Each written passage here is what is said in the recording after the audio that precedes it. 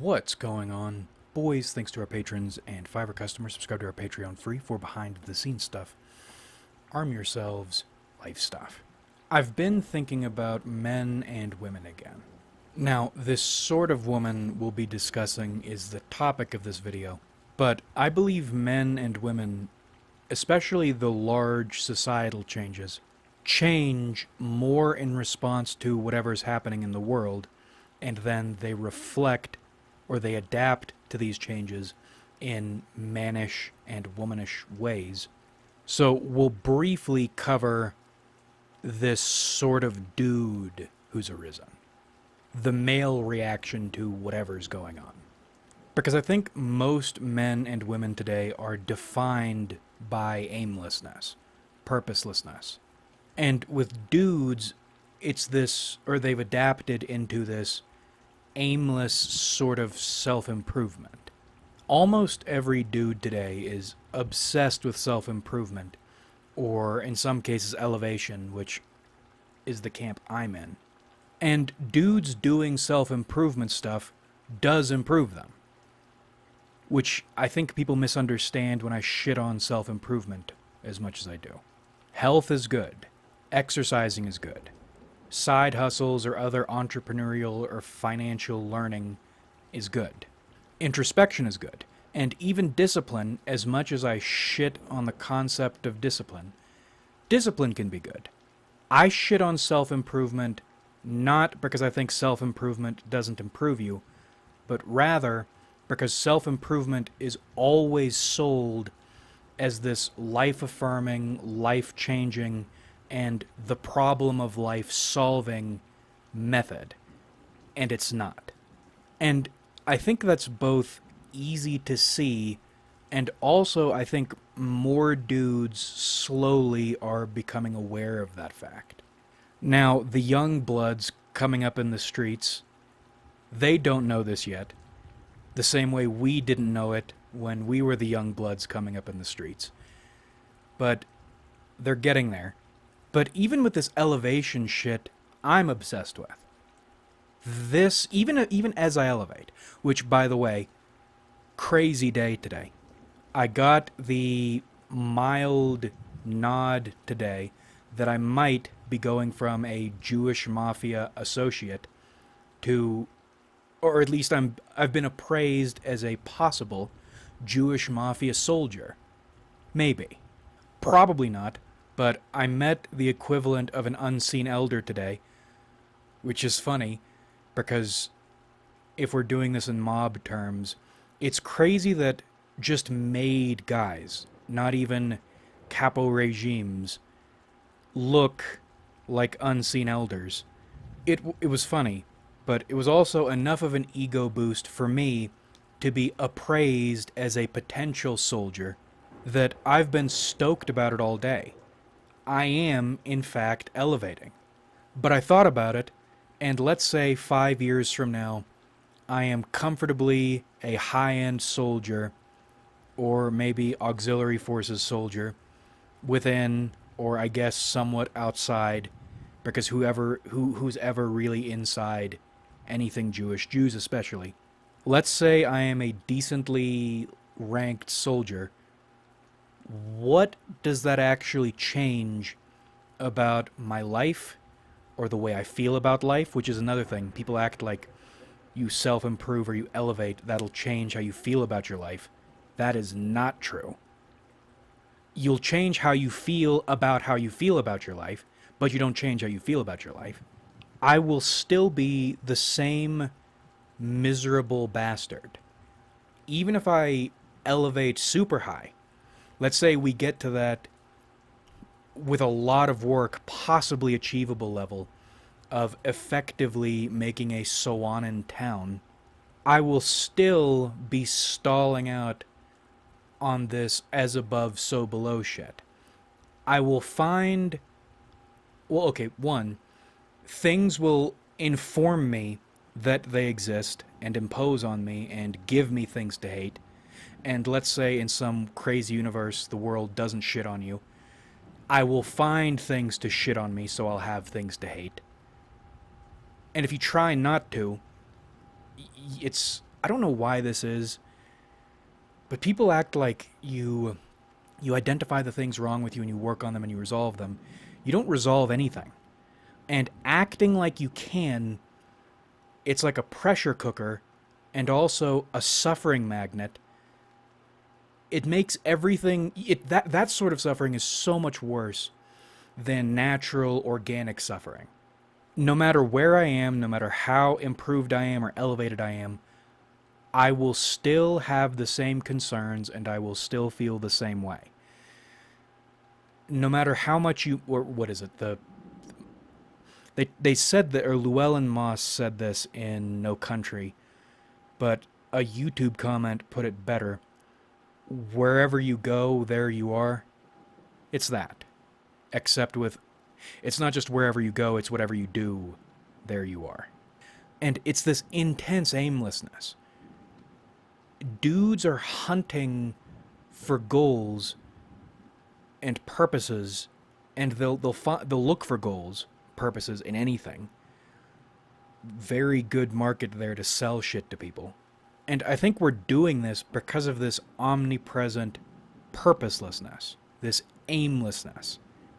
This, it's not just a feeling, but you live a while, you do some things, you realize no matter what you do, that feeling never goes away. And nothing is ever solved, especially on the big picture. So that's how dudes are responding to this. And now we get into the woman version of this rise of this new sort of woman. The word is coquette, and there's a good novel called The Coquette that talks about this exact sort of thing, but I think it was in the 1800s, or maybe even 1700s. Yeah, wow, actually, it is 1797 is when that book was released. So maybe what we got ain't new. This country's hard on people. But if I put coquette in the title, I think the video would do worse, so we're going with attention vortex women. And even with the knowledge coquettes have always existed, this genre of coquette has exploded in the last few years.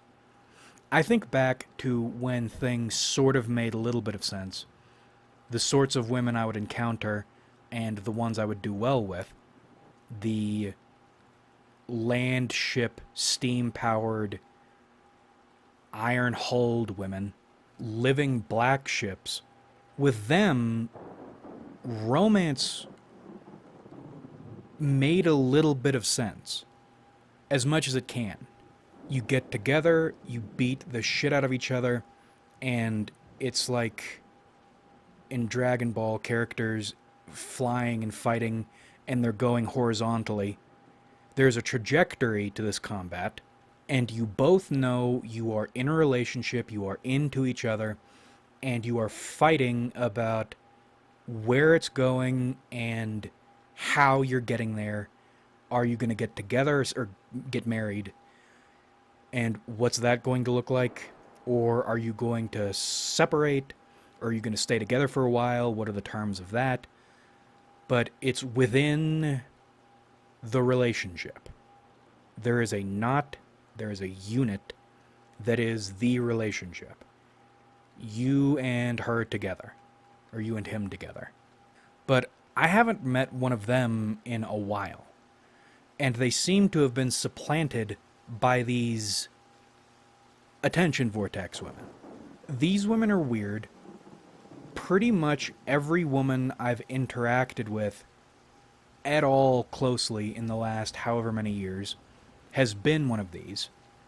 And it's taken me this long to figure out what their deal is or what's going on with them, what they are. Because, and I'm explaining this from a dude's perspective, I know our woman audience is probably 100% this sort of woman.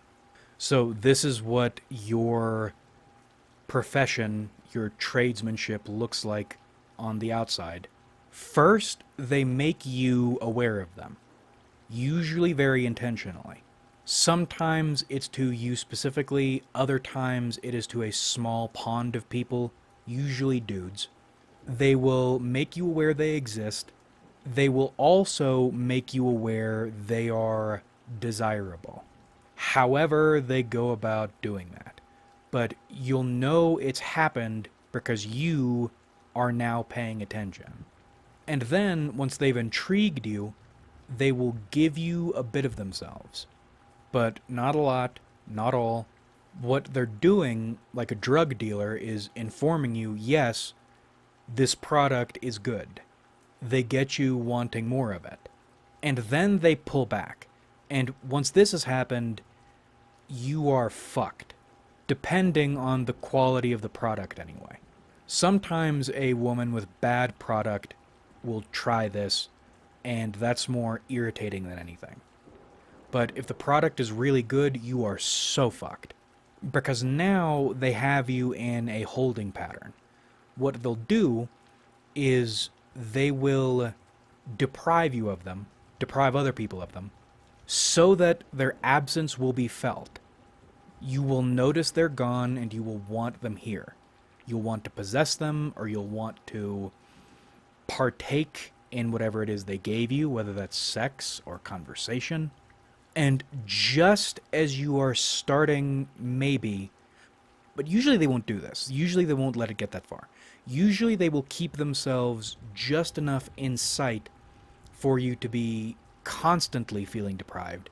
But if they fuck up, you'll get to a point you're just starting to break your taste for them.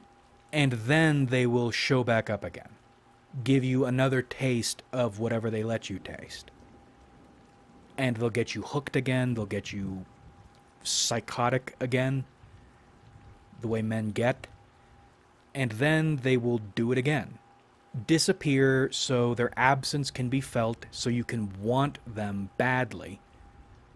And they can enjoy that they are wanted, that they're missed, and then they'll come back, and then they'll go away again. And then they'll do this for a while. Years in some cases. They might disappear for years in some cases before coming back again. Patrice O'Neal, a few years is nothing in woman plot time. And make no mistake, this is woman plot shit. And usually, the women who do this are really fucked up in some way. But most women are really fucked up in some way today. Which I think is why there are so many of them. Because what they want is to feel desired. To feel like the only thing in a dude's universe. Except, with a lot of dudes, it's their attention vampirism thing. But also, they like the control, and they like the ability to deprive. Like someone, and it's funny because they do, usually, this sort of woman, they hang around alternative dude scenes, they hang around incel scenes. It's like someone with $100 bill and some fishing line on it going around homeless people and setting it down, walking away, and then doing some Looney Tunes shit, pulling it away every time they try to reach for it. There is some... It's got to be some kind of cathartic pleasure that comes from their ability to do that. And I think it's because, we talked about this a while ago, but I think it has a lot to do with the avoidant dude phenomenon. It used to be Chad, which is no longer the case. Chad, Tyrone, that entire list. Chad's retrograde. Chad is out of season. Avoidant motherfucker is what's in right now. And avoidant motherfucker does this to this sort of woman. So technically, you should be able to employ woman tactics on them who hurt them. They should go to therapy. Hurt people. Except it's true this time. But the thing about verbal tactics like that is, even if you stick someone like that, you're not accomplishing anything. You're no better. That's the important thing to remember. If someone sticks you with something and it hurts because that is something that is designed to hurt. People aren't going into battle with bubble guns. They're going into battle with rifles that are designed to kill. a gun is lethal to everybody. That's why that sort of shit is so effective. And also unproductive if you wanted to fix anything, but nobody wants to fix anything. So you might as well pick up the gun. But the thing about experiencing these women, if you aren't aware of what they are and what they're doing, it's like fragrant smoke. It smells kind of good, but it's formless and it's bad for you.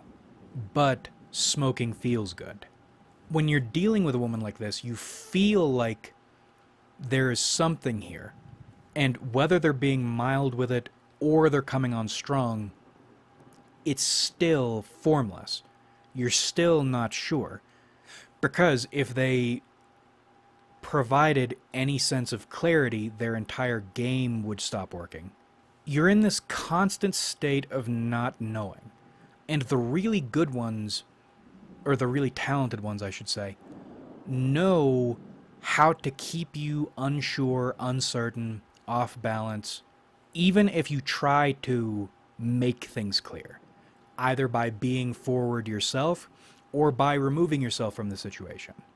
Because if you try to clarify, they're like smoke, they can move in any number of different directions to avoid being caught while also keeping you interested. And if you try to leave, you still have that smoke in your system. You still have nicotine in your system.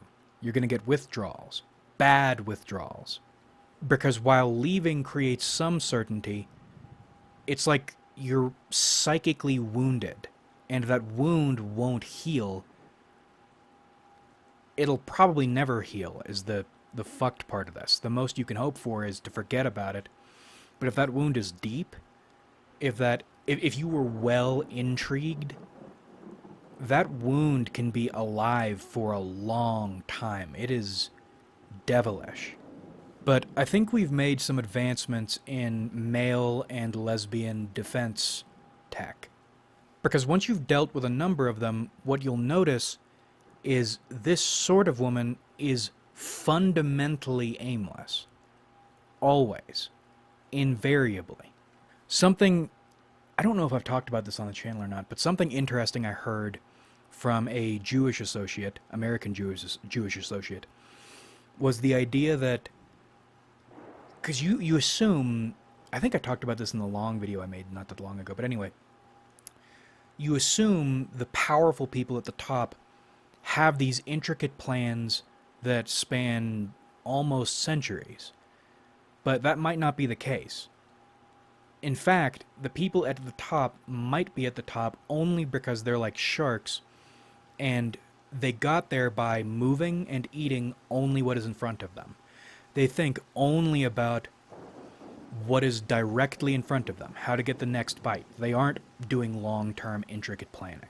Some of that is there incidentally, but they are not inherently long-term planners. They are inherently short-term hedonists. And I think that's what's happening with this sort of woman, because this sort of woman never has a long-term plan. You speak with them, and they talk like they can and they will keep this game up forever. And that is so not the case. The wall has been a talking point for a long time.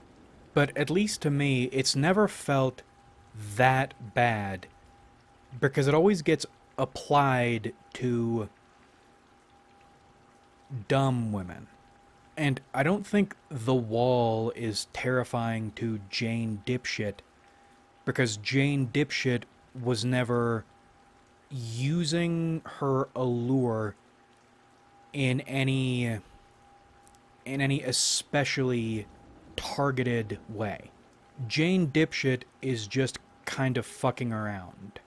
And typically with Jane Dipshits, they will settle down at some point before running face first into the wall. Because for them, it was fun. It was a detour. This isn't targeted and pathological. I've never seen a Jane Dipshit actually get all that bothered by the idea of the SMV wall in women. With coquettes, it's a different story because it is pathological. It is targeted. And because they're doing it out of this weird control, disempowerment, self esteem thing, that drop off does seem to spook them a bit.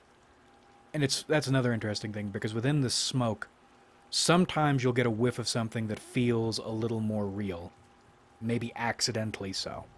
But the idea of being disempowered again, probably in a way reminiscent to the way they were disempowered in childhood, because again, these women are all fucked up. And it wouldn't be my problem unless you made it my problem. Like the incels, these are perhaps the femme cells. Though cell isn't really part of it, but the vibe is all there, this vengeance shit. They won't be able to keep this up forever, and they also won't be very happy if they settle. Jane Dipshit doesn't care about settling because to her it's not actually settling. But to Needy Girl, it is settling, and that's a problem. We've been on Stellaris lately, even though it keeps... I get one empire that's actually doing well, and I'm having fun playing, and then it continuously crashes on the same date, and I want to scream. But it's like the Doomsday Origin with these women. They have a set amount of time to live in the sun before the sun consumes them. And I'm assuming that's where the malice ramps up. Because they, at least in my experience, aren't super malicious when they're starting out. It is by default malicious, but it's not chaos god malicious. But my point in going through their life cycle is this, I think, could be a way for you to defend yourself if you can get enough reps for the message to sink in. I think this is something you have to learn the hard way, but if you're aware of the lesson you are setting out to learn, that makes it a lot easier. Instead of having to put the lesson together yourself, who knows how long that's going to take. That's why you need me. Women like these are fundamentally aimless. And this is important because the reason they're able to intrigue you is you think, or you probably think, once you've gotten a taste of this, you want to make it concrete, and the vibes they're putting out are inviting, or they're so fucked. Smoky bitches. You will be lured by smoke into believing in concreteness, into a destination. Because that's how they control you. That's how they run their game. But if you know this sort of woman is always fundamentally aimless, you can start building up antibodies. And I suppose this could go for women too. I haven't done a bunch of investigating into the avoidant dude phenomenon, but I'm guessing it's a very similar thing happening. There is no destination here.